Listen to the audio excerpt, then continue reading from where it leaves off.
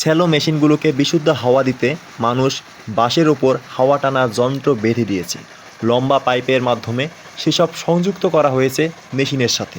মেশিনের যত্নে এতটাই মনোযোগ, কিন্তু অন্যদিকে যারা দিনভর ধুলার ভেতর কাজ করছেন তাদের মুখে নেই মাস্ক, নেই কোনো সেফটি গিয়ার। হ্যাঁ বন্ধুরা, বলছি উত্তরবঙ্গের সর্বোত্তরের পঞ্চগড় জেলার বাংলাবান্ধার কথা। এখানে প্রতিদিন ভোরের আলো থেকে শুরু করে সূর্যাস্ত পর্যন্ত চলে একটানা কর্মযজ্ঞ। সীমান্ত ঘেঁষা এই এলাকায় ভারত ও ভুটান থেকে আসা পাথর ভেঙে প্রস্তুত করা হয় দেশের নির্মাণ শিল্পের গুরুত্বপূর্ণ কাঁচামাল। আর এই কাঁচামালের মূল উপাদান হচ্ছে পাথর, আর সেই পাথর ভাঙ্গার এই ধুলা নিঃশব্দে ঢুকে যায় তাদের ফুসফুসে, বাড়িয়ে তোলে নানা রোগের ঝুঁকি।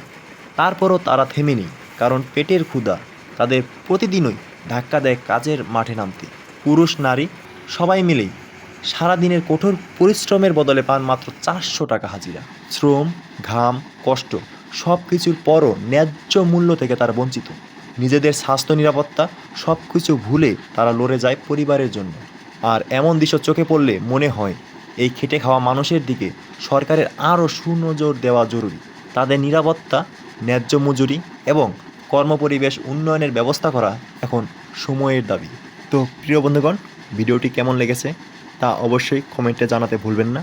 আর যদি ভালো লেগে থাকে তাহলে অবশ্যই প্রিয়জনের সঙ্গে শেয়ার করবেন। আর আপনি যদি আমার ইউটিউব চ্যানেল পথে প্রান্তরে নির্ঝরে প্রথম হয়ে থাকেন তাহলে অবশ্যই চ্যানেলটি সাবস্ক্রাইব করে পাশে থাকবেন, এবং ফেসবুকে দেখে থাকলে ফেসবুক পেজে একটি ফলো দিয়ে সাথে থাকবেন। তো ধন্যবাদ বন্ধুরা, সাথে থেকে পুরো ভিডিওটি দেখার জন্য।